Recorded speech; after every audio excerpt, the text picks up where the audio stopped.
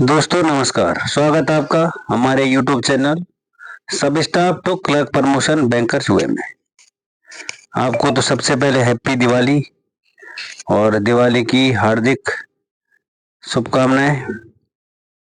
और दिवाली 31 को आज कल खत्म हो गई और आज 1 तारीख को है, तो शायद कई जगह आज भी दिवाली है।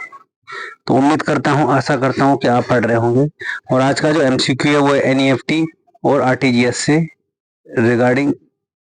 आज का जो MCQ है, कुछ क्वेश्चन है 2-4 दिन से थोड़ा आप लोगों को इंटरेस्ट कम आ रहा था क्योंकि NI एक्ट आया था, तो लोगों ने सुना नहीं। लेकिन जिस दिन एग्जाम में आ जाएगा तो उस दिन आपको पता लगेगा, काश ये चीज कहीं से पढ़ी होती और कहीं से सुनी होती तो सही रहता। क्योंकि लोगों को लगता है कि आसान क्वेश्चन देखने को मिलेगा और जो भी होगा हम उसको कर लेंगे, है ना। तो शुरू करता हूँ बिना किसी देरी के।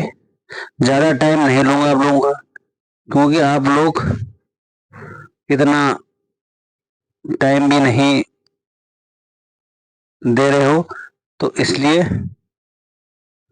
आज मैंने वैसे ही कलर को चेंज कर दिया है कि कईयों की डिमांड थी कि सर ये वाला कलर हमारे को दिखाई नहीं देता, ये जो भी है, इसलिए मैंने इसको कलर को कर दिया है चेंज।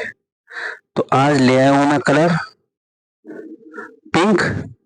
तो शुरू करता हूं आज का ये सेशन। आज का पहला क्वेश्चन है MCQ सेट प्रैक्टिस NEFT और RTGS।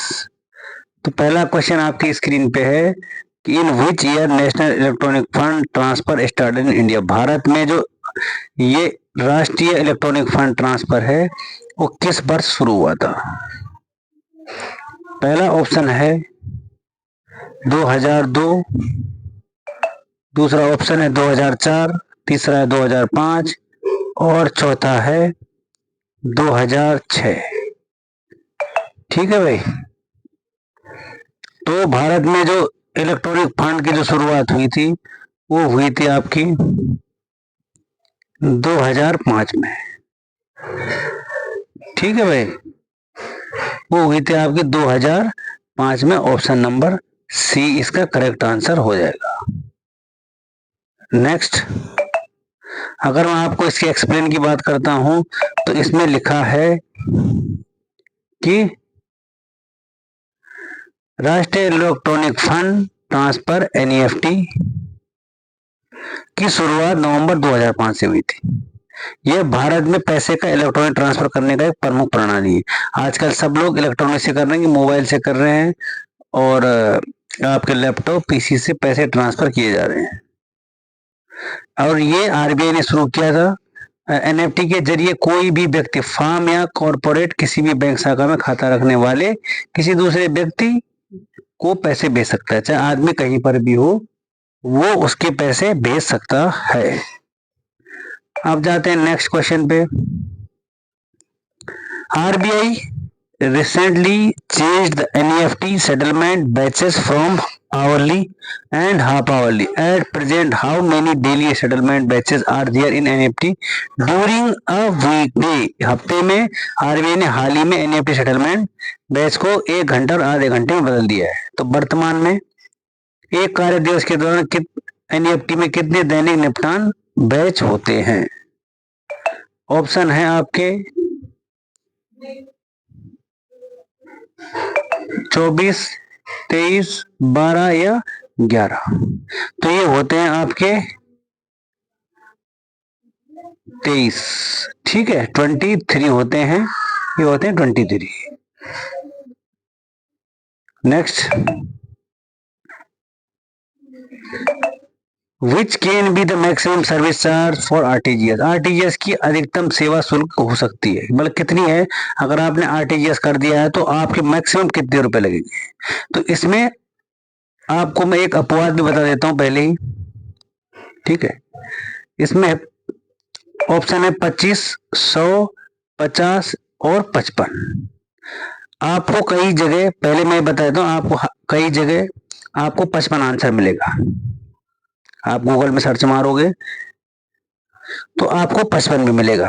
लेकिन आपको अधिकतम मैं फिलहाल बता रहा हूं आपको 50 रुपए, 49.50 यानी 50 रुपए। इसका आंसर है 50। इसका आंसर हो जाएगा आपका 50। अब कई जगह आपको 55 क्यों मिलेगा? क्योंकि मैक्सिमम कई जगह 55 है, लेकिन मैं तुम्हारे को प्रूफ के साथ 50 बताता हूं। अभी आप देखो, इसका आंसर वैसे 50 है, ठीक है, प्रूफ के साथ कि अगर आप 5 लाख रुपए के बीच का लेन देन का शुल्क है 24 रुपए 50 पैसे, ठीक है। अगर आपका 5 लाख रुपए तक का लेन देन है तो आपका जो चार्ज लगेगा वो लगेगा 24.5 रुपए। लेकिन अगर आप 5 लाख या उससे ज्यादा का लेन देन करते हैं तो आपका लगेगा 49.50 रुपीज। ये इससे ज्यादा नहीं होना चाहिए और ज्यादा नहीं होता है, तो इसलिए ये पॉइंट में है तो 50 ही होता है वो, तो इसलिए मैं आपको 50 बता रहा हूं, लेकिन आपको कई जगह 55 भी देखने को मिलेगा, ठीक है। Next, if the NEFT transaction fails, the destination banks are required to return the fund to the originating branch within। अगर आपका NEFT लेन देन विफल हो जाता है तो जो बैंक है उस शाखा में आपको कितने घंटे में आपके पैसों को वापस किया जाना चाहिए? ठीक है भाई, 24 घंटे में, 2 घंटे में, 72 घंटे में, या 2 आवर्स में। यहाँ पर 2 वर्किंग डे है और यहाँ पर 2 आवर्स है। वैसे एक्चुअली जो इसका टाइम पीरियड है वो हो जाएगा आपका 2 आवर्स। ऑप्शन नंबर डी, क्योंकि 24 घंटे हो जाएंगे और ये 2 वर्किंग डेज और ये 72 वर्किंग आवर्स और ये हो जाएगा 2 आवर्स। तो इसका आंसर हो जाएगा ऑप्शन नंबर डी, इसका करेक्ट आंसर हो जाएगा।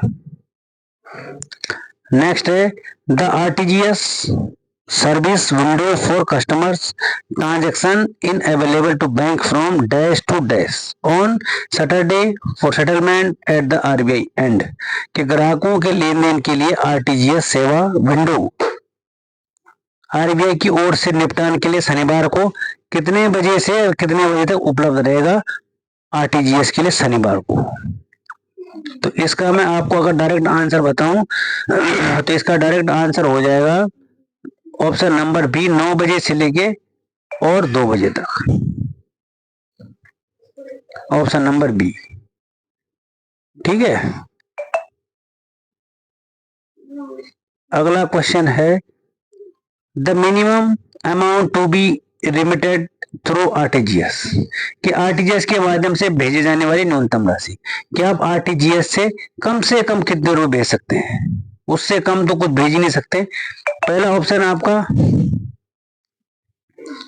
2 लाख, दूसरा है 5 लाख, तीसरा है 2.5 लाख और चौथा है 1 लाख। तो आप आरटीजीएस से मिनिमम भेज सकते हैं आप 2 लाख। 2 लाख से नीचे आरटीजीएस नहीं कर सकते। इसका आंसर हो जाएगा ऑप्शन नंबर ए। अब आते हैं एक्सप्लेन पे। क्या एक्सप्लेन कर रखा? आरटीजीएस प्रणाली मुख्य रूप से बड़े मूल्य को लेन देन के लिए, RTGS real time settle gross settlement, ये आपका एक बड़े लेन देन के लिए मानी जाती है। आरटीजीएस के माध्यम से प्रेषित की जाने वाली न्यूनतम राशि 2 लाख रुपए, जिसमें कोई ऊपरी या अधिकतम सीमा नहीं। आप 2 लाख न्यूनतम है, मतलब कम से कम आप 2 लाख रुपए भेजोगे तभी जाके आप आरटीजीएस कर पाओगे। Next, which of the following settlement can be cited as the benefits of using NEFT? निम्नलिखित में से किस कथन को एनईएफटी के उपयोग के लाभ के रूप में किया जाता है? पहला है एनईएफटी के लाभ के लिए, बेनिफिट के लिए, पहला है the remitter need not send to the physical cheque, और demand draft to the beneficiary, कि मतलब कोई भी अगर जो भी लाभार्थी है उसको चेक और डिमांड ड्राफ्ट भेजने की आवश्यकता नहीं है। दूसरा है the beneficiary need not visit his her bank for deposited, उसको कागज पत्र की कोई जरूरत नहीं है। आपको पता है एनईएफटी के लिए कोई कागज पत्र की कोई जरूरत नहीं है, तो दूसरा वाला भी सही है, पहला वाला भी सही है। अब आते हैं तीसरे वाले में।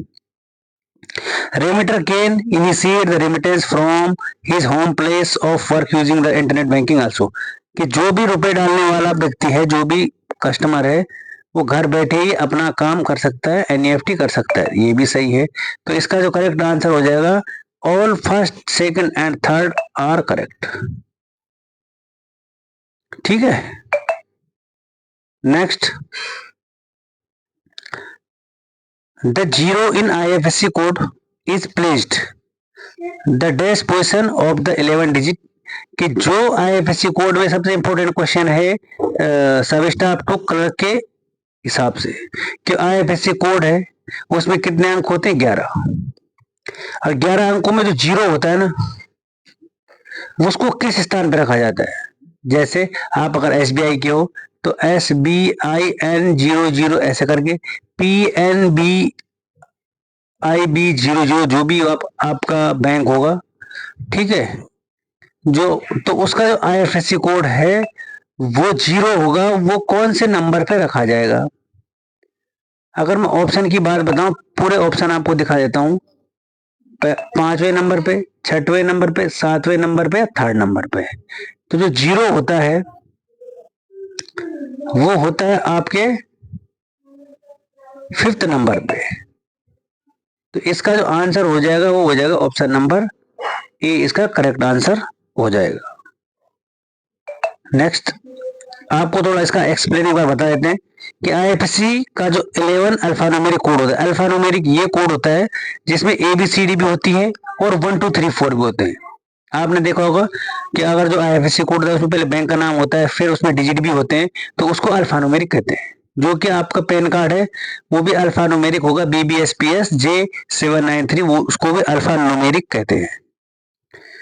एक पैटर्न संरचित है जहां पहले 4 अक्षर बैंक के नाम का, पहले जो 4 अक्षर है वो बैंक के नाम को बताते हैं, जैसे PNB हो गया, ठीक है, तो वो पहले 4 अक्षर बैंक के नाम को, अंतिम 6 बैंक की शाखा का प्रतिनिधित्व करते हैं। जो लास्ट वाले 6 है ना, वो बैंक के नाम को, बैंक के जो शाखा है उसका प्रतिनिधित्व करते हैं। जो 5वां अक्षर है वो जीरो होता है। अब जीरो क्यों होता है, वो कि जिसे भविष्य में उपयोग के आरक्षित किया गया है, कि मतलब उसको भविष्य के लिए आरक्षित किया गया है, कि रखा गया है कि अगर रिक्वायरमेंट होगी तो इसकी जगह कोई ना कोई डिजिट रखा जाएगा, इसीलिए उसको जीरो रखा गया है भाई दोस्तों। अब अगला क्वेश्चन है, suppose you are transferring the sum through NEFT, which of the following step is not required in the process, कि मान लीजिए आप एनईएफटी माध्यम से पैसे भेज रहे हैं, तो इनमें से जो ऑप्शन दिए गए हैं कि कौन सा ऐसा एक स्टेप है कि वो जो जरूरी नहीं है। आप एनईएफटी के लिए बैठे हो तो आपका कौन सा स्टेप इनमें से ये है कि जो जरूरी नहीं है। पहला ऑप्शन आपका ये है कि नेम ऑफ द बेनिफिशियरी, भाई बेनिफिशियरी का नाम तो लिखना पड़ेगा, ये तो बहुत जरूरी है। आईएफएससी कोड आपको लिखना पड़ेगा, ये भी जरूरी है। बैंक का नाम आपको लिखना पड़ेगा, लेकिन purpose of the NEFT, NEFT का पर्पज की कोई जरूरत नहीं है, तो इसमें से आपको आ जाएगा पर्पज ऑफ एनईएफटी, ये आपका करेक्ट आंसर हो जाएगा ऑप्शन नंबर सी। तो ये था आज का आपका एनईएफटी और आरटीजीएस का, एक छोटी सी क्लास जो कि आपको पसंद आई होगी, और आप तैयारी और प्रैक्टिस लगातार कर रहे होंगे। ये एग्जाम आने में भी 2 महीना और बचा है, तो जितना हो सके आप जरूर पढ़िए। मेरे को लगा आपने पिछली 2 जो वीडियो है, 2 जो क्लासे वो आपने नहीं देखी है, तो आपको वो क्लासे भी देखनी है। तो और अगर आप हमारे चैनल पर पहली बार हैं तो चैनल को लाइक, शेयर और सब्सक्राइब जरूर करें, और चैनल के जो प्ले लिस्ट है उसमें आप पुरानी वीडियो भी देख सकते हैं आरटीजीएस और एनईएफटी की। तो आप लगातार बने रहिए, क्लास के साथ जुड़े रहिए, और अगर आप नए हैं तो चैनल को लाइक जरूर करें और शेयर अपने दोस्तों के साथ जरूर करें।